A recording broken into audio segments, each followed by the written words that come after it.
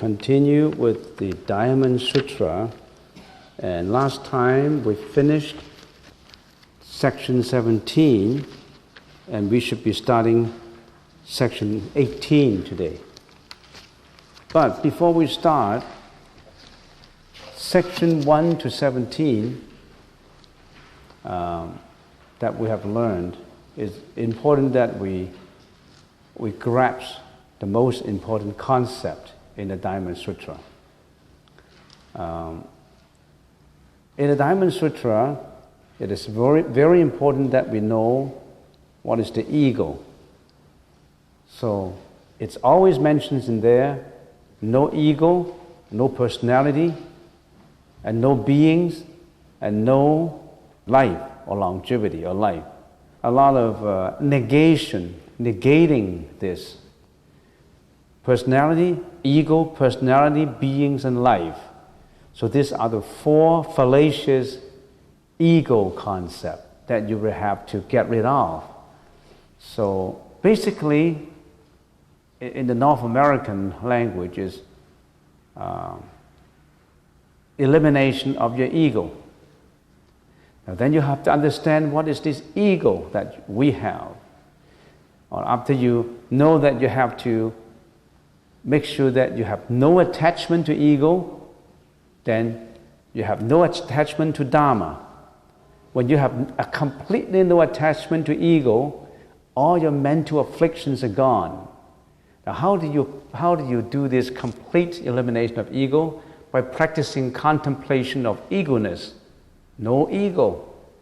Without ego, then that means you have no mental afflictions anymore. No mental afflictions, then you attain enlightenment. When you attain enlightenment, that means you attained nirvana.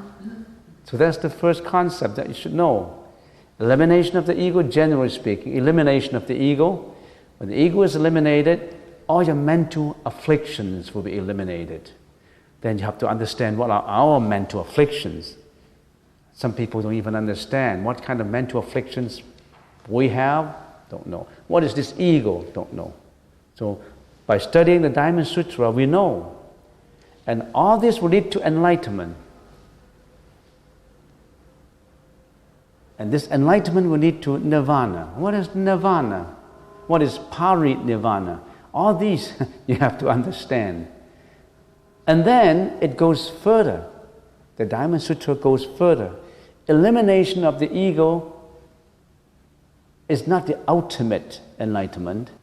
It's already a very, it's a tremendous achievement already in the process of enlightenment, in the process of purification of one's mind. But that's not the ultimate. You still have to work and practice further. What do you do? The elimination of Dharma. Elimination of the ego is a Dharma. A Dharma includes everything. It includes everything you see, you touch, you feel. It also includes your philosophy, your psychology. It comprises almost everything in the universe, including your spiritual thinking, your philosophical thinking. Even that has to go. Even the Dharma of eliminating your ego has to go. So that is elimination of Dharma. If you eliminate your Dharma, that means you eliminate your knowledge affliction. In the first one, elimination of the ego, if we do it by analogy, you remove all your blockages in the road of mentality.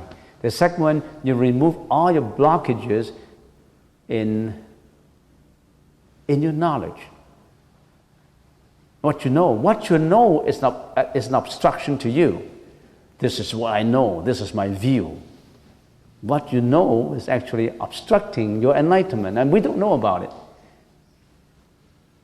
We think what we know, we're justified in telling people what we know. This is what I think. This is what I firmly believe, and nobody's going to change me. This is a knowledge obstruction. So by elimination of Dharma, You eliminate your knowledge obstructions. You're completely free. You're free from the ego. You're free from your view, your obstruction from your own view. Then you lead to what? The enlightenment of the Bodhi enlightenment, and we could also call it the Anuttara Samya Sambuddhi.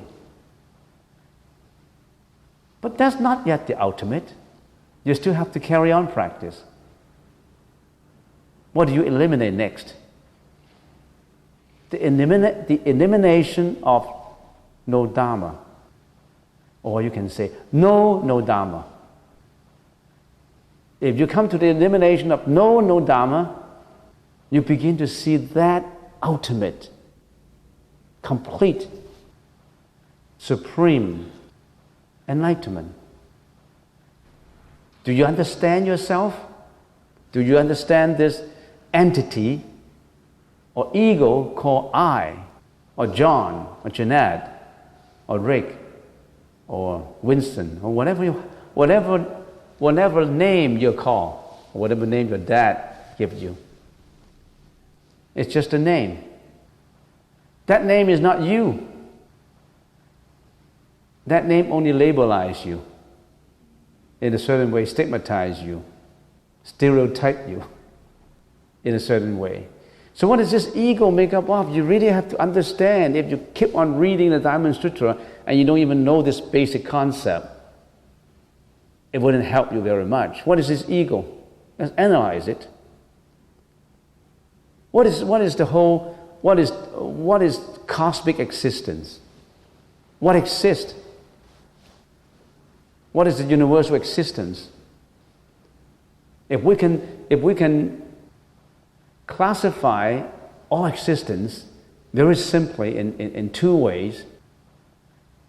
One is material elements, the other is mental elements. If we can do that. Because if you analyze something, you really have to call it something and categorize it. Everything is just made up, everything, whatever you see, is made up of either material or mental. Material you can see, mental you can't see. Material elements and mental elements. Whatever I see, whatever I touch, this is material. But in the material elements, inherent in it is the mentality. Who make this bell, who make this house? It's the mentality that drives to make it come into realization. So the material contains the mentality in it. And how about the mental elements? The mental elements does not include the material element because you can't see it. But the mental elements are expressed by material elements. But anyway, there's material elements and mental elements. If we try to analyze me, I, myself, I can look at it in these two ways too. What is my material element in me? What is material element in me?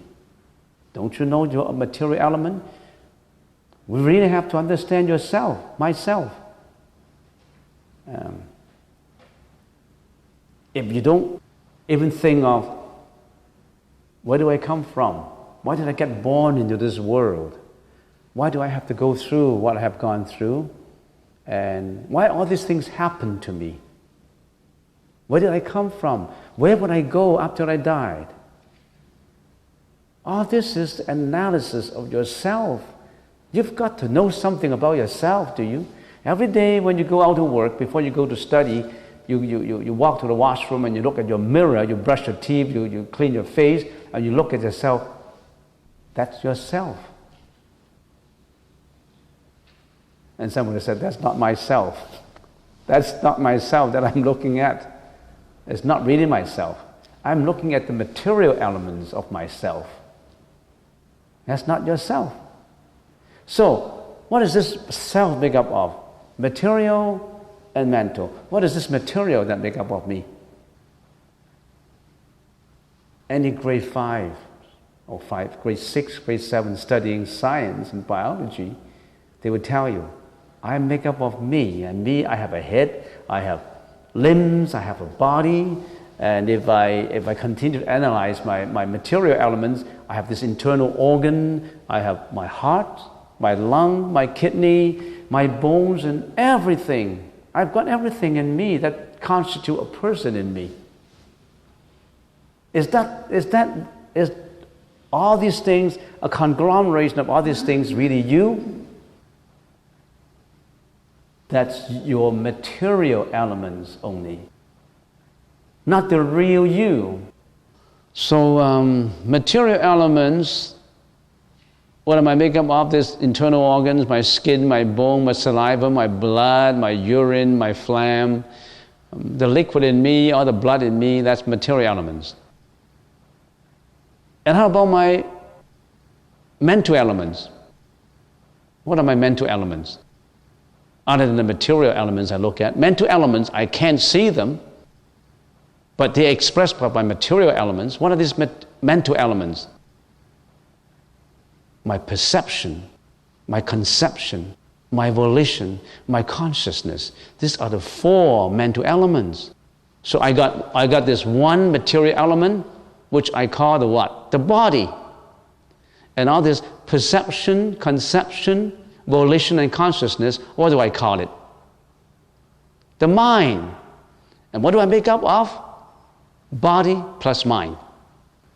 How do I interact with the outside world? I have these 6 organs. My eyes, my nose, my ears, my tongue, my skin, my body, sensitive to the touch. I have senses. I have the 6 sense organs. And my 6 sense organs interact with the outside world. How do I interact with the outside world? I'm talking about just the body right now, simply speaking. How do I interact with the outside world? My eyes. My eyes see. My eyes see forms, matter. My eyes see matter. Can your eyes see sound? No, your eyes can't see sound. Can my eyes feel taste? No, your eyes can't feel taste. Can your eyes speak? No, of course not. So the eyes interact with matter. Your ear interact with sound. Your nose interact with fragrance or smell. Your tongue interacts with taste. Your body interacts with what? Tactile objects, touch. And then this brain or mind, the mind, interact with everything in the world. It controls also the eyes, the nose, the ears, the taste. So this is how we interact with the outside world. This, what we call I, give rise to volition. How do we give rise to volition? When we see something, for example, well, this is perception. You got your eyes, your material, then you see something. When you see that something, it goes through the manas consciousness to judge that's red, that's white, that's green. And then that manas consciousness also flash back. Oh, this is John. This is my friend. Oh, this guy looks bad. This is a good-looking guy. This is a bad-looking guy. That guy is poor. That guy is sick. That guy I hate. You start to discriminate it. You start to conceptualize it. You start to pull into the memory to reinforce your discrimination, to reinforce your analysis, and then it gets stored in your consciousness. And in the process of this volition, we create karma. How do we create karma? What is karma? You create karma because your mentality is in contact with the environment, with the outside world. Your mentality, your spirituality inside, through the organs, interact with the outside world, and in these interactions, because of that I, the seventh consciousness, it breeds, the ego, the egoism, the egoistic feeling breeds 3 things. in the process of interaction. What are just three things? Greediness, hatred, and ignorance. Those are just the generalizations. How did greediness come out in me? How did ignorance come out in me? How did hatred comes out in me? It's a very intricate and complicated procedures in the interaction of your own mentality, because it flashes back to many lives ago, to the memory, projects into the future, and attached to the present. So because of these interactions, you carry out actions. Actions from the body, which becomes behavior. Actions from the mouth becomes speeches. Actions from the mind becomes the mentality, your habitual thinking. All this create karma. All this is responsible for killing, stealing, lying, sexual misconduct, arrogance, fraudulence, negligence, hatred, jealousy, anxiety, depression. You name them. You need to read the newspapers to verify this. All the news today.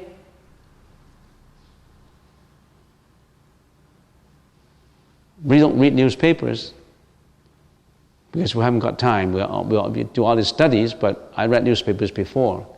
It's nothing but karma that it contains in newspapers. The mass media. When you watch televisions, what does it project to you? Violence, sex, international arguments, wars, disgruntles, crimes. Of course, there are good things. Donations, charity, educators, peace lovers. Your mind not only does bad things, it carries out good things too. Both have karma. Bad thing, bad cause will lead to bad result, bad karma. Good things, good cause will lead to good result, good karma. Which one you prefer? Which one have we been doing? I would say mostly bad karma. You will flip to the newspapers, how many times did it say, Mr. A has donated $10 million to charity? Do you see that every day? Or Mr. A has killed Mr. B, or there's a break-in, there's a burglary, there is traffic accidents caused by drunken drivers, there is broken homes, drunken fathers, there is child abuse.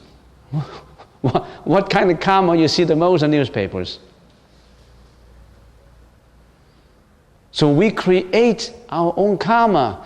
You're responsible for creating this world. We created this world, not God. We have to be responsible. Don't blame God for all these inequalities. God wouldn't have created all these inequalities for you. You yourself have created all these. So would you be responsible for what you have done? From now on, would you be more careful of your mentality? Because you know that if you do bad things, it will lead to bad karma. If you do good things, good cause, good karma. Isn't it simple? It is simple, but most people don't understand. They just keep on creating bad karmas. Analyze all these arguments at home. What do they start with? They start with something trivial, and then it develops and develops into something really a tragedy. How does a newlywed couple start? They start with love. The next year, third year, second year, third year, I don't know how long, it ends up in a divorce. How did they start? How did they end? Why? They created their own karma. They created their own misunderstanding. This is how the Buddhist teaching fit in. The Buddha said, gear your ego away from it. It's you yourself that you have to tackle. If something goes wrong, don't blame the others. How about you yourself? If you start this love, you render your love first. You don't ask for a return immediately. You don't want to say, you love me, therefore I love you. You've got to start from you. Why don't you start from yourself? If something has to be changed, why do you require your partner to change first? Why don't you change yourself first? Why do you always have to put the blame on others?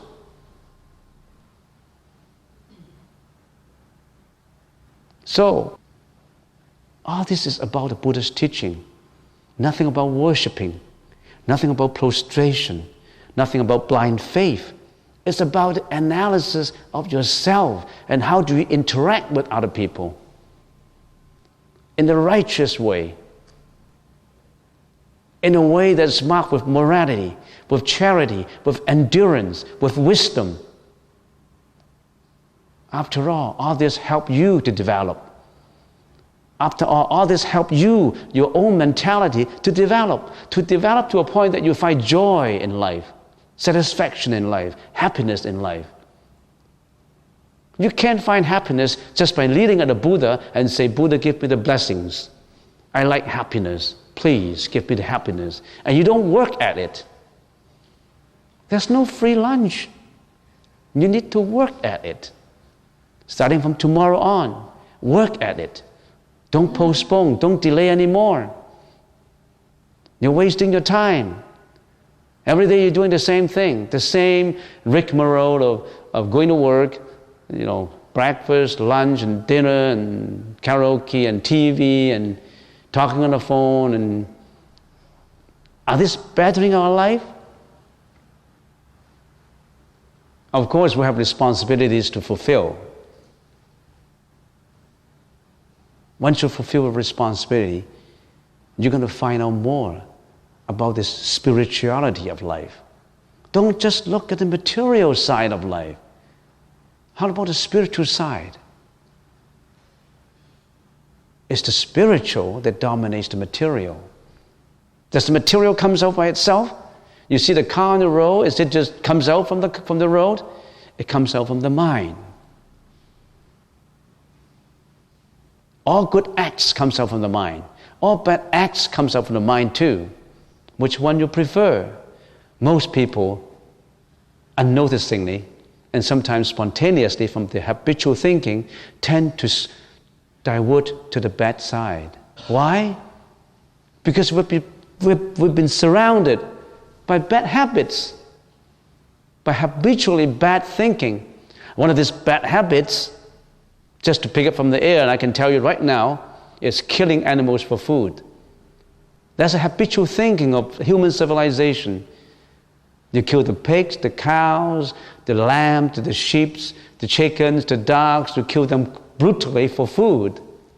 You think that's right? It's been accepted by the society. But the Buddha said that's not right. You're creating karma. You breed the feeling of killing. You're decreasing your compassion, your kindness, your benevolence. That's the Buddha's teaching. I'm just telling you one facet of it. Are you not interested in it? Or you go on your daily life without knowing what the Buddha is talking about? Or you just come to meditation for relaxation. I just want to relax. Meditation is not just for relaxation.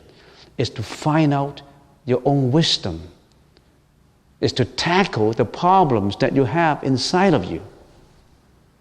It's to help others to tackle problems. That's what we call a bodhisattva's way of thinking. Render your compassion out unconditionally. You're willing to bear the burden on behalf of all sentient beings because you and all sentient beings, you're one. You're not different. In the enlightenment circle, it's all one, no difference. Karma starts from discrimination. From that difference, you think you're different from others. Because you got that ego, and you have been in that comfort zone for too long. For how long?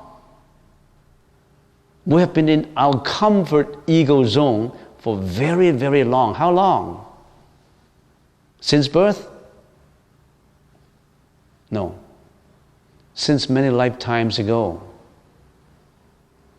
You are what you are today is because what you have done in your past life too, not just this life.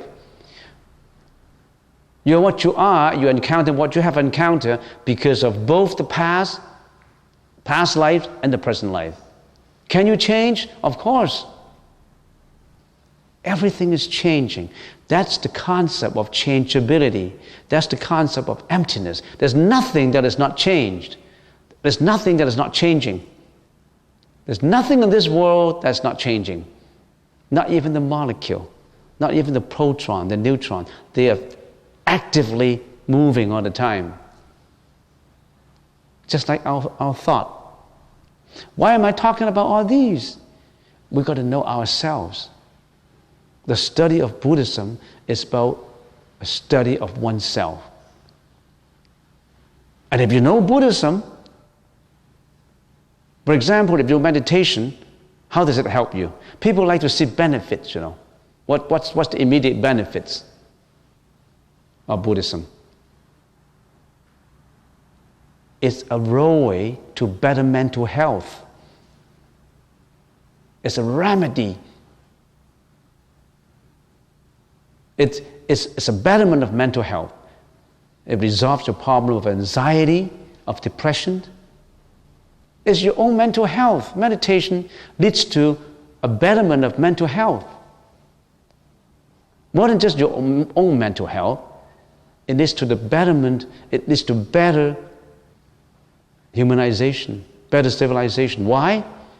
Because all this will help you to become a better, a righteous person, have a pure mind.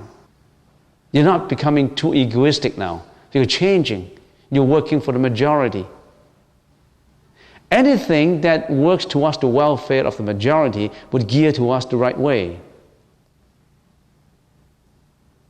That's why the American President Lincoln is successful, because he's thinking about emancipation, thinking about freedom. If he's thinking about his own party, how to benefit his own party, you think he will be as successful? Anything that geared towards the betterment of the mass, of all people, will be successful, not just selfishly about your own ego. So, I'm talking about I, because the ego, we have to eliminate the ego. But before you eliminate your ego, you got to realize that you have that own ego.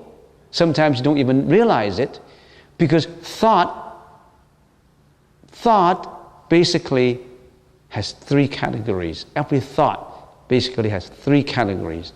The one is very crude category, the very crude and the very refined, and of course there's the intermediate.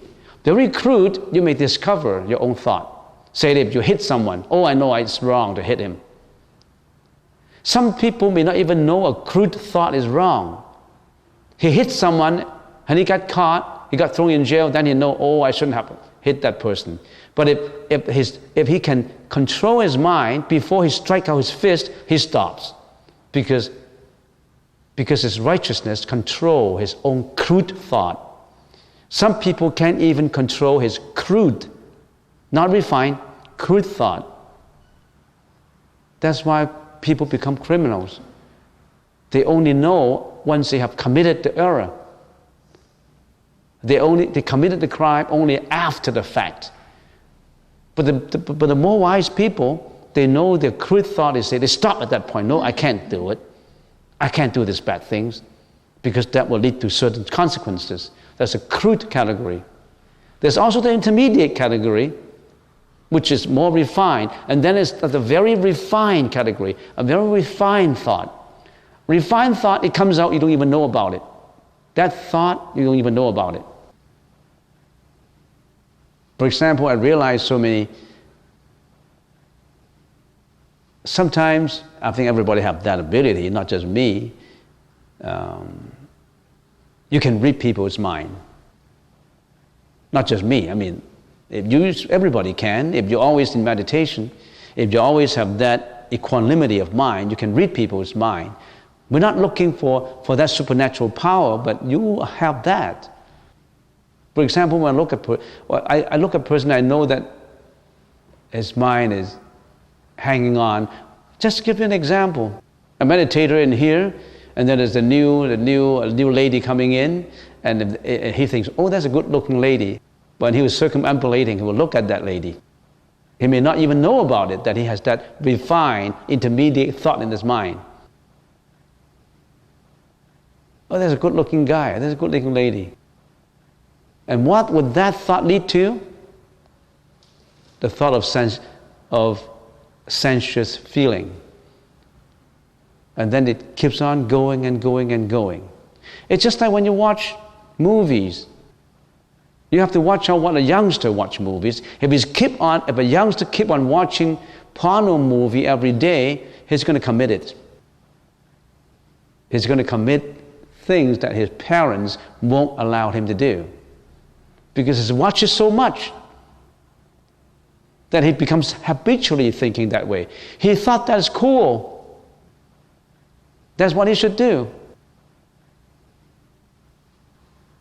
So study your mind. What is meditation? What are we doing in here? Are we just taking our rituals, and Lee explained the 3 A's of meditation: adjustment for the body, the breath, and the mind, and then, okay, we got this exercise, and then it helps me in my mental health, and that is it? No, it points towards enlightenment.